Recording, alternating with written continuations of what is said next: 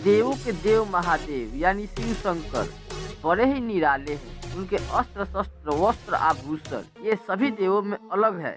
जहाँ एक ओर त्रिशूलधारी भगवान शिव वस्त्र के रूप में बाघ का छाल पहना करते हैं, तो वही सिर पर चंद्रमा और गले में नाग रहा करते हैं। दोस्तों, आज की इस वीडियो में हम आपको भगवान शिव के गले में हर समय विलय रहने वाले नाग के बारे में बताने जा रहे हैं, जिसमें आज आप जानेंगे कि वो नाग कौन है और वह नाग भगवान शिव के गले में कैसे आए।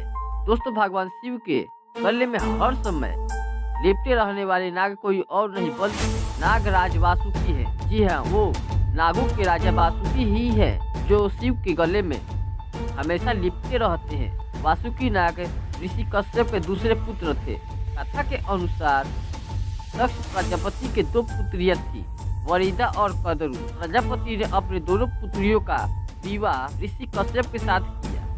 विवाह के कुछ दिनों बाद ऋषि कश्यप ने उनकी दोनों पत्नियों की सेवा से प्रसन्न होकर दोनों को एक एक वरदान मांगने को कहा, जिसके बाद वद्रु ने ऋषि कश्यप से अपने लिए 1000 पुत्रों का वरदान मांगा, जबकि वरिता ने अपने लिए सिर्फ 2 ही पुत्रों का वरदान मांगा और शर्त ये रखी कि मेरे दोनों पुत्र वद्रु के 1000 पुत्रों से शक्तिशाली हो। ऋषि कश्यप ने तथा अस्तु कहकर उन्हें इच्छा पूर्ति का वरदान दे दिया। कुछ समय बाद ऋषि कश्यप के वरदान के अनुसार वद्रु ने 1000 पुत्रों का जन्म दिया, जिनमें सबसे पहले सबसे बड़े पुत्र के रूप में शेषनाग पैदा हुआ। शेषनाग के बारे में ऐसा कहा जाता है कि उनके 1000 मस्तक है, जिनका कोई अंत नहीं, और इसीलिए उन्हें अनंत भी कहा जाता है।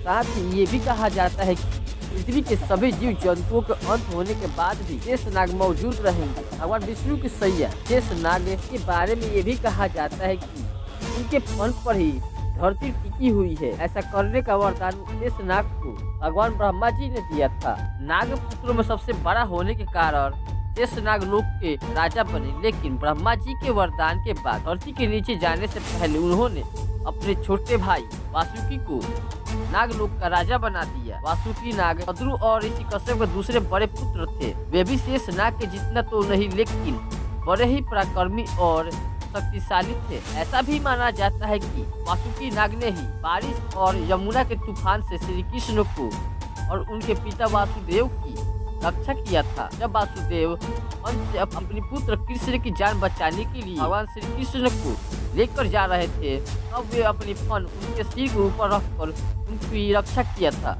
इतना ही नहीं, भविष्य पुराण में तो इस बात का भी उल्लेख मिलता है कि वासुकी नाग के तौर पर ही नागमणि विराजमान है। वासुकी नाग भगवान शिव के सेवा के लिए शेषनाग के तरह ही राजपाट का त्याग करके अपने छोटे भाई अक्षक का राज तिलक कर दिया था।